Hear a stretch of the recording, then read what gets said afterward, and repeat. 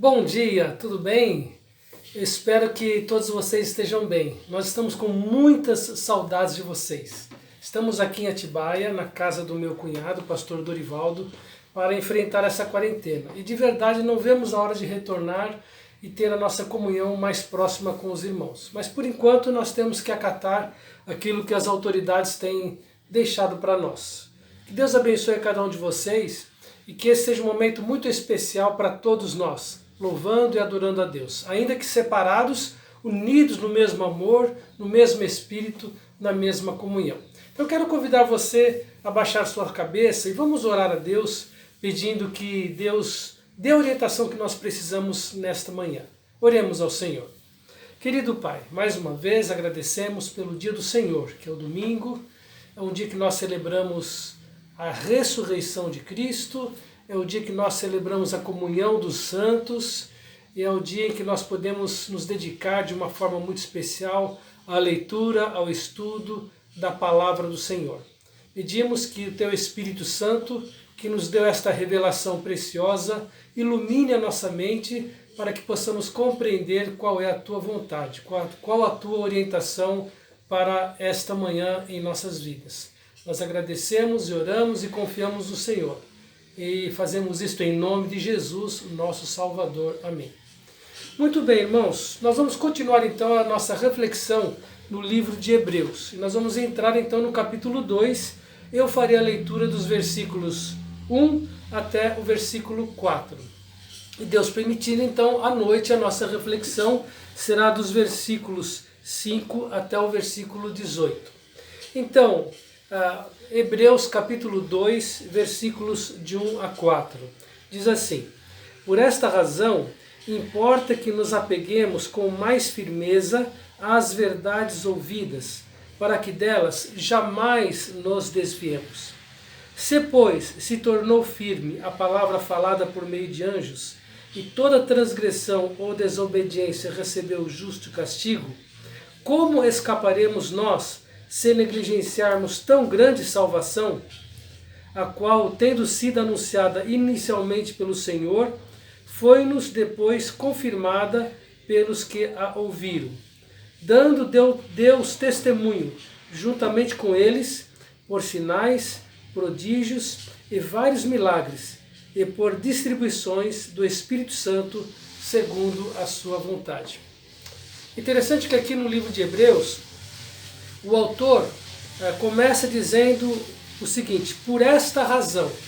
Então, com esse termo, ele está dizendo que por tudo aquilo que foi revelado, por tudo aquilo que foi escrito no capítulo 1, ele está dando agora esta orientação, esta instrução, esta advertência que está aqui nos versículos de 1 a 4.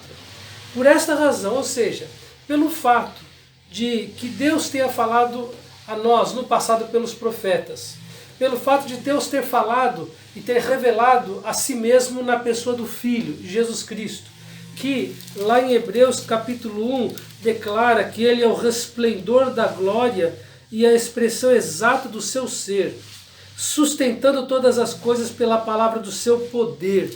Então, pelo fato de Cristo ser Deus e a expressão exata de Deus, pelo fato de Jesus Cristo ter se mostrado superior aos anjos, pelo motivo dele ser Deus e ser o Criador dos próprios anjos. Então, por toda esta razão, o autor de Hebreus nos ensina, nos orienta a nos apegarmos firmemente às verdades. Então diz aqui no versículo 1, por esta razão, importa que nos apeguemos com mais firmeza às verdades ouvidas, para que delas jamais nos desviemos. Então, irmãos, existe um perigo muito grande na vida do cristão, dele começar a dar ouvidos a muitas vozes que não são vozes inspiradas por Deus. Então, aqui, lembrando que o autor de Hebreus escreveu para os judeus cristãos, ou judeus que se consideravam cristãos, mas de repente não eram, e nós vamos explicar por que talvez não eram de fato cristãos. Por exemplo, naquela época havia um grupo de pessoas que nós chamamos de judaizantes. Eram pessoas que entenderam a mensagem do Evangelho, disseram que entregaram a vida a Jesus, mas estava de alguma forma tentando impor a guarda da lei para os cristãos. E aqui então o apóstolo Paulo e os apóstolos muitas vezes tiveram que interferir para dizer àquelas pessoas que Jesus Cristo já havia cumprido a lei e que nós não somos salvos pelas obras, mas nós somos salvos pela graça e misericórdia de Deus. E possivelmente essas pessoas estavam trazendo uma influência muito grande nos cristãos judeus. Então, neste momento, então, o apóstolo Paulo fala que é importante se apegar firmemente às verdades, para que dela jamais nos desviemos. Então, irmãos, nós temos que também lembrar que em nossos dias há muitas pessoas pregando muitas coisas, dizendo ser palavra de Deus, quando não passa de doutrina de homens, não passa de experiências humanas que não são comprovadas e aprovadas pela palavra de Deus. E é um perigo grande. A palavra de Deus nos mostra o perigo que nós enfrentamos. Por exemplo, aqui em Efésios, no capítulo 4, versículos 14 e 15, diz assim, que nós não devemos ser como meninos, agitados de um lado para outro e levados ao redor de todo o vento de doutrina, pela artimanha de homens, pela astúcia com que induzem ao erro. Então, na própria igreja primitiva, já estavam tentando infiltrar doutrinas que não correspondiam à revelação de Deus. Mas ele diz assim, mas seguindo a verdade. E o Senhor Jesus Cristo definiu o que é a verdade. Ele disse, santifica-os na verdade, a tua palavra é a verdade. Então, seguindo a palavra de Deus, seguindo a verdade, em amor, cresçamos em tudo naquele que é o cabeça. A palavra de Deus também no texto de Colossenses, no capítulo 2, no versículo 8, diz assim, cuidado, especialmente em nossos dias, porque há muitos falsos mestres, há um falso evangelho. Lembrando que aquilo que é falso é muito parecido com aquilo que é verdadeiro. Nós temos que ter uma sensibilidade e um conhecimento muito firme da palavra de Deus para podermos identificar o verdadeiro do falso. E ele diz assim em Colossenses capítulo 2, versículo 8, cuidado, que ninguém vos venha enredar com sua filosofia e vãs sutilezas, conforme a tradição dos homens, conforme os rudimentos do mundo e não segundo Cristo. Então nós temos essa advertência, que ela é plenamente pertinente nos dias que nós estamos vivendo. E ainda, no texto de Romanos, no capítulo 16, o apóstolo Paulo traz uma advertência muito séria com a posição que nós devemos tomar com aqueles que não trazem boa doutrina ou com aqueles que se desviam da sã doutrina. Olha só o que ele diz no versículo 17 e 18 do texto de Romanos, capítulo 16. Rogo-vos, irmãos, que noteis bem aqueles que provocam divisões e escândalos em desacordo com a doutrina que aprendestes. E olha a advertência. Afastai-vos deles.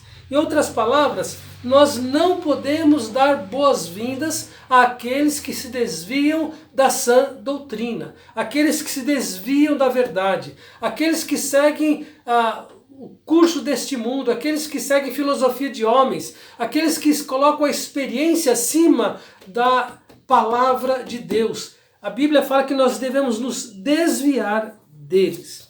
Então, nós precisamos tomar muito cuidado quanto a isto. E olha a palavra de advertência que o autor de Hebreus coloca no capítulo 2, e nós retornaremos para lá para destacarmos esta advertência. Nos versículos 3 e 4, ele diz assim, Hebreus 2, 3 e 4. Como escaparemos nós se negligenciarmos tão grande salvação, a qual, tendo sido anunciada inicialmente pelo Senhor, foi nos dada, depois confirmada pelos que a ouviram. Então vejo, irmãos, que há uma advertência. Como escaparemos nós se nós negligenciarmos tão grande salvação?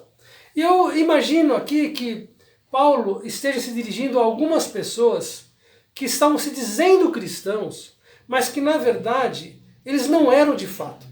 Possivelmente eles tiveram uma experiência emocional, uma experiência espiritual, mas ainda não tiveram a experiência do novo nascimento.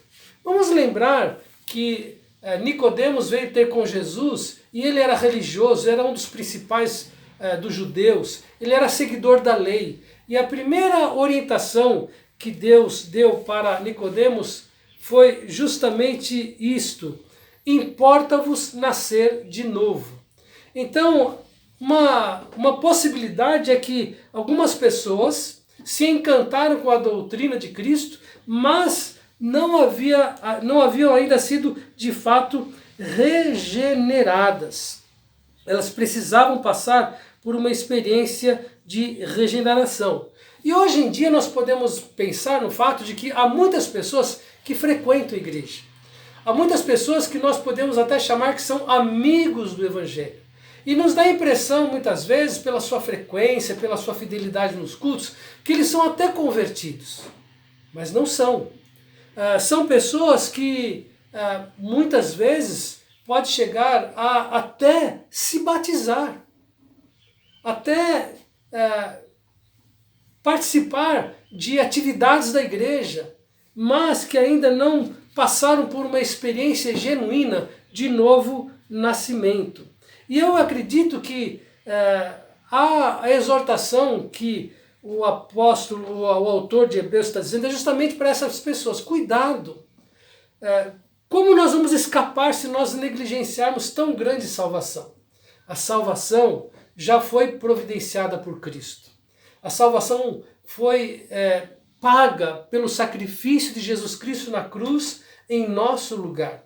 Ele pagou o preço dos nossos pecados. Ele morreu, ele ressuscitou, está vivo. E somente ele pode oferecer o perdão dos pecados e a vida eterna.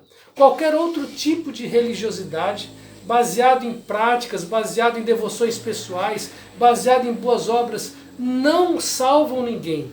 A palavra de Deus diz lá em Efésios capítulo 2 que nós conhecemos: porque pela graça sois salvos, por meio da fé. Isto não vem de vós, é dom de Deus, não vem das obras, para que ninguém se glorie. Então hoje é muito comum, nós vemos pessoas que muitas vezes frequentam a igreja, muitas vezes podem ser até batizadas, mas de repente essas pessoas, por um problema, por uma dificuldade, talvez porque foi contaminado por um mau testemunho de alguém, e enfim, teve uma experiência não agradável na igreja, esta pessoa sai da igreja e não volta mais. E a gente fica pensando: puxa vida, aquele irmão deixou a igreja, aquele irmão abandonou a igreja, e às vezes algumas pessoas culpam a própria igreja pelo afastamento desta pessoa, quando o afastamento dela nada mais é pelo fato de que ela nunca tenha sido, de repente, regenerada. Ela nunca teve uma experiência de salvação genuína. Ela nunca reconheceu que ela é pecadora e que o seu pecado é uma afronta contra Deus e que ela precisava se arrepender de todo o coração. E ela nunca passou por essa experiência. E eu já vi muitos casos de pessoas, ao saírem da igreja, passarem um bom tempo fora da igreja, pessoas que foram até batizadas, pessoas que foram até líderes de suas igrejas, e a gente conversa com ela nesse momento que ela está fora da igreja, ela diz assim: eu fui crente, mas hoje eu não sou mais.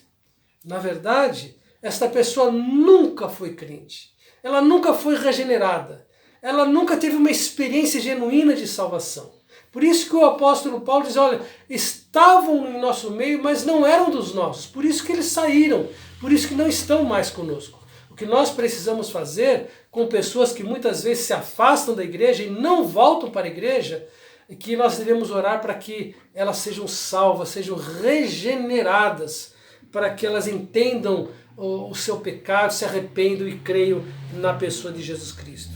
Então uma pessoa ser religiosa, outra coisa é ela ser regenerada. A mera religiosidade não leva a lugar algum. Pode fazer um certo bem para a pessoa, no sentido de conviver com pessoas amáveis, de se afastar de vícios, de ter experiências agradáveis com amigos, mas não leva a lugar algum. Somente a pessoa regenerada, ela tem a salvação em Cristo Jesus. E aqui então uma advertência para nós, em 1 Coríntios capítulo 13, no versículo 5, em que o apóstolo Paulo diz assim: examinai-vos a vós mesmos, se realmente estáis na fé. Provai-vos a vós mesmos. Ou não reconheceis que Jesus Cristo está em vós? Se não é que já estáis reprovados. Então a salvação está em Cristo Jesus.